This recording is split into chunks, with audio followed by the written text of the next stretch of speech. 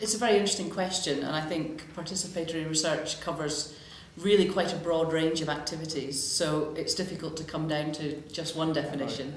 But I think what sets it apart from more mainstream research, as you put it, is a desire first and foremost to make sure that the research is based around questions and issues that are of relevance and interest and significance to those people in the communities that are involved in the research. So it's not simply a research question that's coming from the literature or coming from a theoretical perspective of the researcher, but that it's grounded in the everyday lives of the people involved.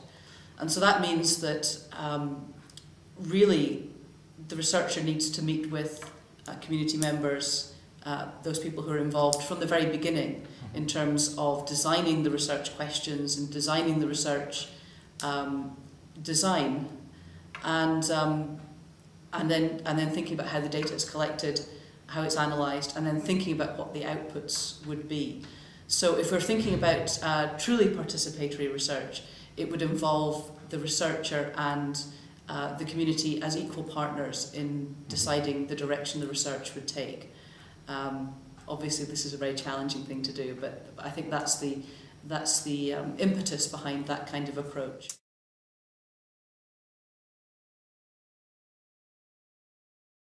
Yes, I think as we discussed earlier, there's different politics behind this, and the way that participatory research has been used by many involved in development has been to think about how to make more appropriate forms of development, but it's still being driven by a kind of development agenda. Whereas if we think of a more radical tradition, then it's much more about challenging the way things have been done, not to start with the assumptions of the top, of the policymakers or of the academics, but to start from the ground, from the lived realities, if you like, of the communities themselves. And so that is in many cases going to challenge the status quo, to challenge the way things are.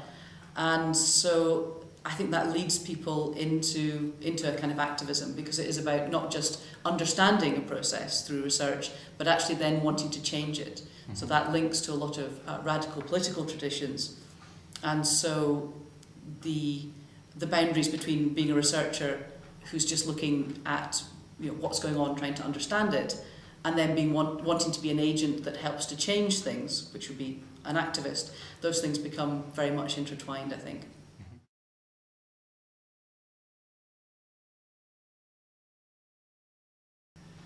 That's a very, very big question. Just a few highlights, because I could talk for hours on this. Yeah, I can imagine. I think for me the biggest challenge, which has to be thought about before going into the field in terms of initially meeting with people, but also has to be borne in mind throughout the process, is who actually is the community. And I think one of the real problems there's been in the development tradition of talking about participatory research is there's a very unproblematic notion of the community, that somehow all people who live in an area have a shared interest, and we could go to a village meeting or a town meeting, and that we could get the community view. And I think what's become very clear is the diversity of interests within a community, the power relations that run through gender relations, relationships between people of different ages, between perhaps people with different ethnic backgrounds, certainly different class backgrounds. And so the idea that somehow you're going to get a view from the people on the ground that you can then work with is deeply problematic.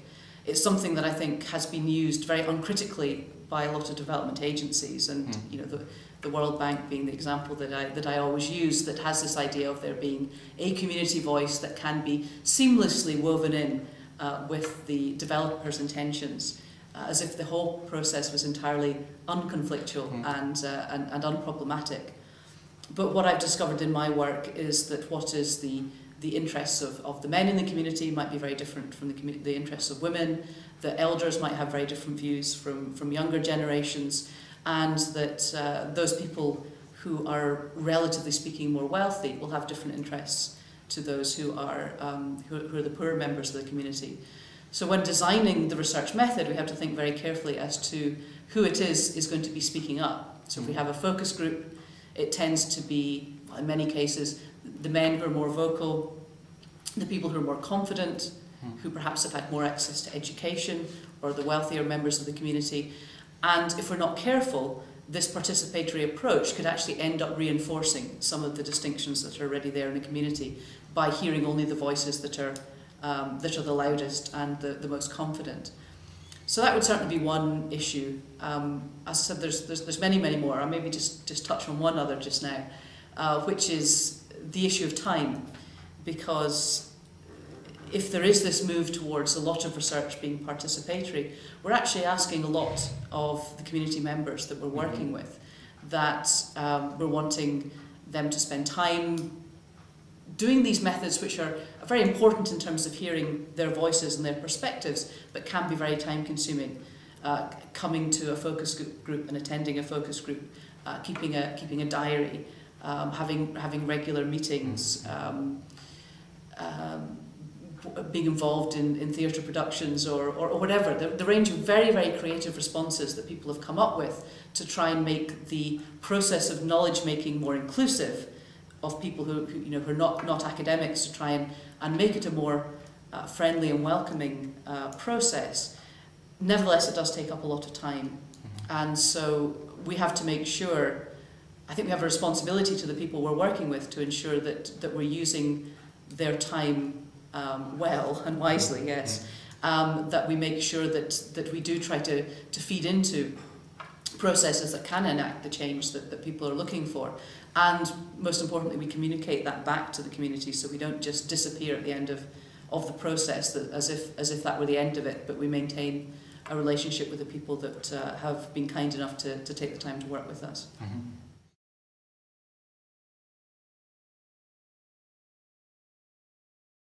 Yes, I got involved in what's called the Wadi Alaki project in 2000, because the project had been running collaboratively between the University of Glasgow and the Unit of Environmental Studies and Development at South Valley University in Aswan, really since the end of the 1980s. So the project had a long history. And what the project was involved in was to to understand the environment of Wadi Alaki, this dry valley in the southern part of Egypt. And my colleague John Briggs had led a team to work with Bedouin to understand the way that they perceived the environment, the resources that were around them, how they managed them, and to take seriously the knowledges that Bedouin had of the environment. But the team were entirely male. And so when they arrived in the desert, the women, because this was an Islamic society, the women would disappear. It would be inappropriate for the women to meet strange men. So I was asked to be involved to lead a team of women to speak with the women in the community. And so I was fortunate enough to work with a number of researchers from Aswan. And we met with the women. We would arrive as a group. The men would meet in one area, and we would be taken into sort of the domestic space, the women's space of the settlement. And initially, we were just interested in women's roles in raising animals. There was always the view that raising sheep and livestock was something that men did, that men had the responsibility for the animals. And in fact, these days, the women have become much more sedentary. Water is available now with the damming of the Nile. There's the high dam lake. So the women, older people and the children tend to stay in Wadi Alaki with a few of the animals, generally the sick and the old animals, when the men go off with the majority of the herds. And we were interested in understanding a bit more about their livelihood as an initial perspective. And so we heard that they were very restricted by the environmental resources around them because they didn't have the spatial mobility of the men. And so one of the things that was a great restriction on them was availability of foodstuffs. And so part of the team we were working with were botanists. So by drawing our research expertise together with the knowledge of the women, we suggested they created small farms. And so that was something in terms of a very kind of practical output that we were working with them. I'm going to answer the second two parts of your questions together because the surprising thing, the most surprising, interesting thing in terms of an output and the challenges were kind of woven together. So when we would come to meet with the women, the children would always come around as well. They would come and see this group of visitors, and were always interested to see what was going on. And it made it very difficult to continue our discussions with women. And so one of the team decided that it would be a good idea to bring some paper and pens that the children could be entertained drawing, so we would have the chance to speak to their mothers without them running around. And what happened from that was that the children started asking to see how they could write their names, because it was a literate society, and got more and more enthusiastic as we visited more and more often in writing more. And what then emerged was that the women asked if they could start to learn to write as well. And initially the men were very nervous about this. They were very uncomfortable about their wives being able to read and write, and felt that it might lead to divorce because they could read the documents, their divorce papers. And so the tensions between the men and women became quite apparent, that the men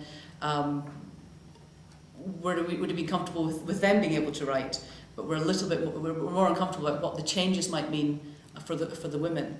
And we were a bit anxious that we might have sort of provoked a change within the community that we weren't, that we weren't anticipating.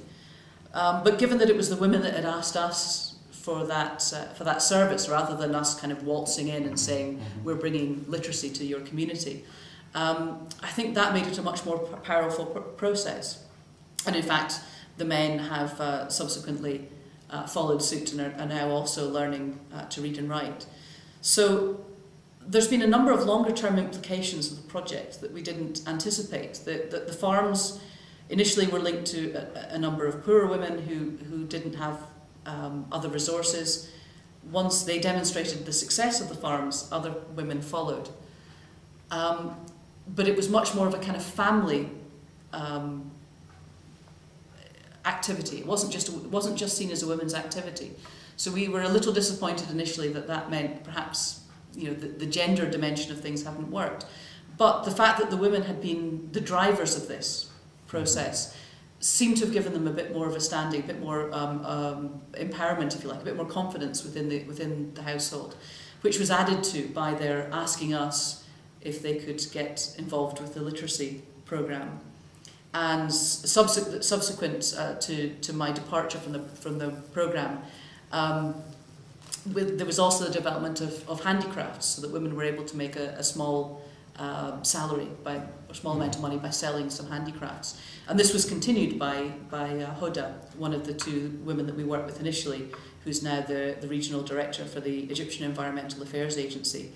And so what had started as quite a straightforward research project, because there'd been the opportunity for the women to tell us what they thought was important, and there was the opportunity because it was based upon monthly discussions. We would visit each month what was initially quite a stilted, quite a formal set of discussions around the research questions we had, became a much more relaxed set of discussions. Hoda became seen as a friend on her many visits, and allowed the women the confidence to start asking for the kind of things that they would like as an output. So initially it did raise some tensions with the men, but I think because of the demonstration of the effectiveness of it over time, because we didn't rush things, it did seem to work out well in the end.